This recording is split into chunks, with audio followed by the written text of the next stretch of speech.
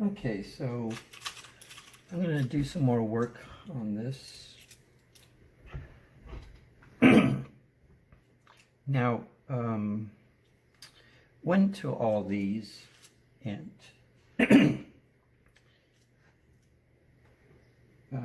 added more detail. Went into the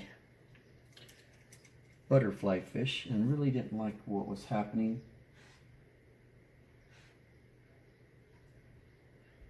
It just made things way too dark. So I'm just going to kind of come in here. And this was going to require several layers. And I'll go back over the pec fin.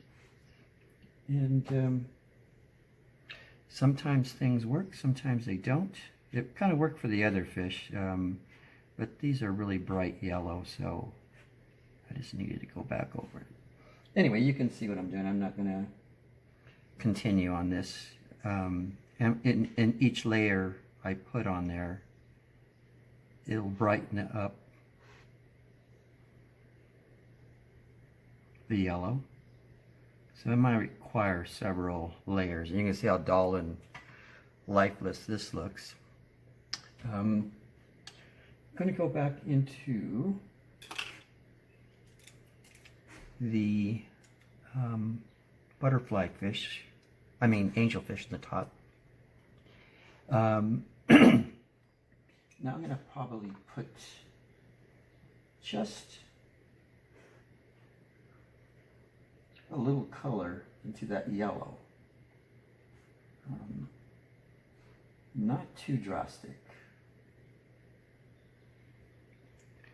So I'm just going to come in here.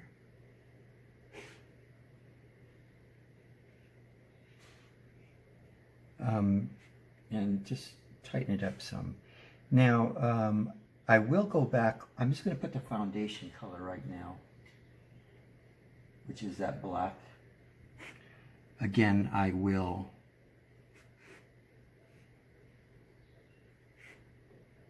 go back over it afterwards.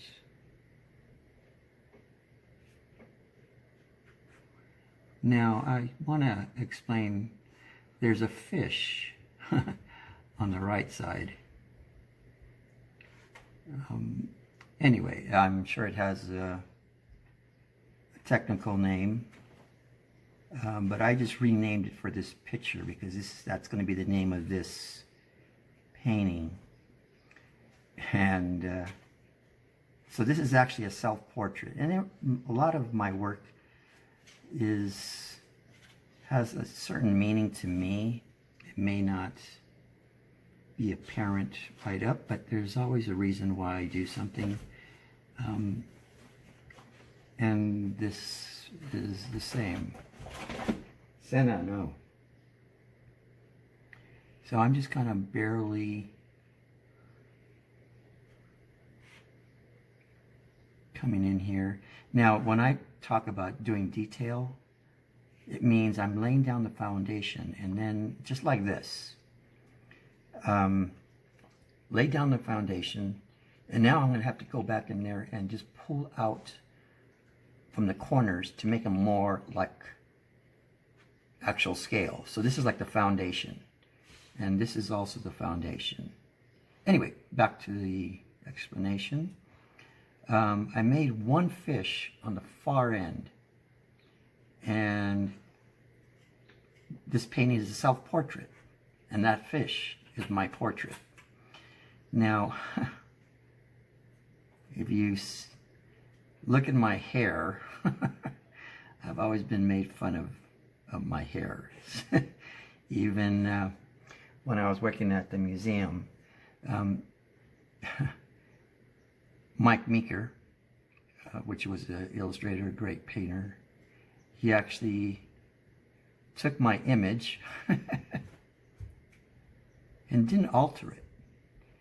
All he did was put two little cat ears on the top of my head because he said it looked like there was a cat sitting on my head. So I have really bushy hair, but since I'm an old guy, I'm glad I have hair. So let me explain the story of this. Now, what I mean about this being a self-portrait, the name of that fish that I switched the names to, and now I refer to it as the widower fish. So on this side here you have all kind of fish all grouped together with little families and kind of doing their own thing, and you know, and everybody has somebody pretty much. I haven't done every single person or every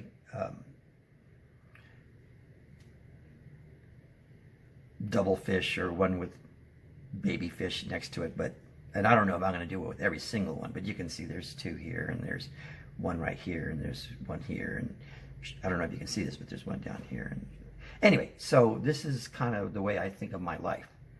You know, everybody that I know all have families, and I understand that. They're going on with their lives, and they are, you know, doing what they normally do. Now, when I was married and had my wife here, I was part of those groups. So, you know, we were invited to a lot of stuff, and, you know, parties and barbecues and gatherings and a lot of things like that. But, and I don't know if it's just, I'll never figure it out, I guess. When you're a widower, you're not invited to those things anymore. You are kind of, I don't know if they just don't want to see you because they remind me of the friend they remember seeing, or they just, you know, are going on with their lives, which is understandable. I kind of understand that. So that fish looks like me because it's kind of a striped little fish out in the corner, and it has this growth on the top of its head that looks like my hair. So I just thought, oh, that's a great fish to use as my portrait. Whoop. Accident. So right now I'm just lightening up little areas, and this is kind of the way things work. You know, I'm looking for little areas, and you can see I kind of went into this and added a little bit more color on some areas and highlights, and redid a few things like you saw me do that. Added highlights, went in there, added more detail into the dorsal fin and the pec fins and little things. Now when I look at this like I'm looking right now, I can see that this is way too bright, so I'm going to tone this down. Should be subtle. And these are the things that, you know, are time consuming. There's a little highlight there. I like the highlight, but it's way too severe. Brought in some little bit of a highlight in there, and then did some scaling, but lost the highlight, so I'm just going to go right over that again. Now I may add a little white to this, just to lighten things up. Now I'll show you that crazy looking fish. This is just a little bit of a light, so it's not as drastic as it was before. And this is the way I look at things.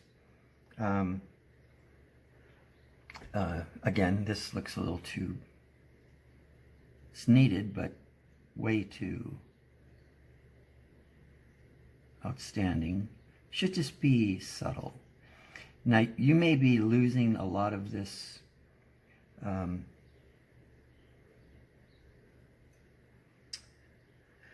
little detail thing, because I'm not sure how it's coming along. I'm gonna, you could barely see this. I don't know if it's gonna show through. Maybe I could turn this thing a little bit. Okay, I'll turn it like that. Now, went into these, it kind of worked, and I'm just going to go over it just to lighten up, tone it down some. But I'm going to go into here. Now, what I did here is I came in with some highlights, all in here, down in here, down in here, just to heighten the detail, brighten up. And I did this with several of the fish. But I'm going to come in with a little bit of a highlight, because that is what gives the illusion of three-dimensionality. I'm all about that. Now, it may not be exactly, so that kind of came into that. I need to get rid of that.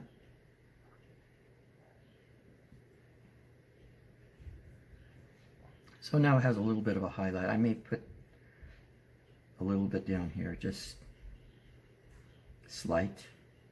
But I came in here and pulled out the color, so it just gave the little, I guess, anal fins a little bit more three-dimensionality. So this is the long process. This is the, I got to keep looking at this thing to see if there's anything I can improve. And this is the ones that, you know, where I get to this point and put it on the floor or put it in my downstairs TV studio room and just look for things that pop out to me. And this is the long process that is to my work. Sometimes, like I said, it just sits there for months, weeks, and then I come back into it. Now, I'm going to show you another method I use. Now, this helps me also. This is called a reducer. So, now, when you look at a painting or a drawing, you need to step back, because nobody's going to be looking at it. Well, some people do. I do. From 3 or 4 inches away, looking for a little teeny detail. So instead of me putting this painting on something and then stepping back, well, I could do that, because I do that too. And when I'm painting, maybe I'm working on it and I don't want to get out of my chair. I have this, it's not a magnifying glass, it's a reducer. So I can come in here and it kind of gives me a perspective of what I would be looking if I just came to this painting without going 3 inches in front. So some things blend in.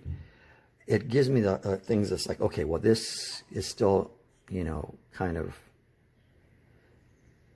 outstanding. And you can see when I put the reducer on there, it's still popping out. So then I would go back in there and just tone it down some. You can see that these fish are obviously brighter, but they're slight. So this is a very helpful tool for doing detail. Now, here's another thing. Now I'm going to probably take the camera off and then show you that.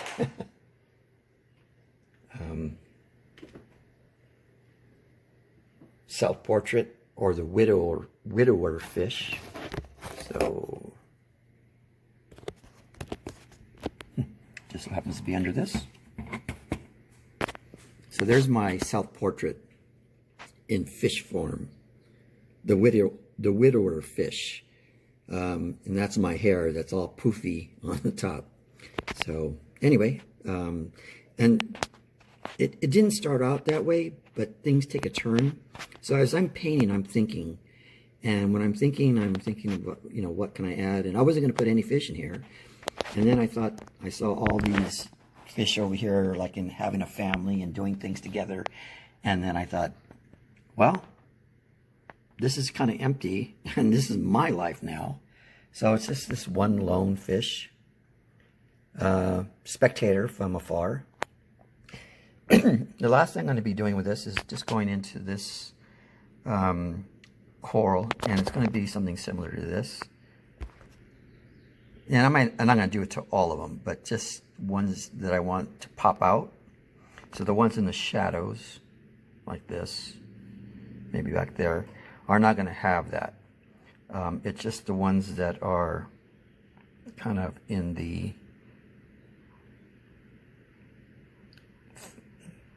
foreground that will give more dimension. Anyway, so that's it. Steve Melendrez. Bye. Okay, so I'm going to cut into this. Now I'm going to do some close-ups so people can see the detail I'm all about.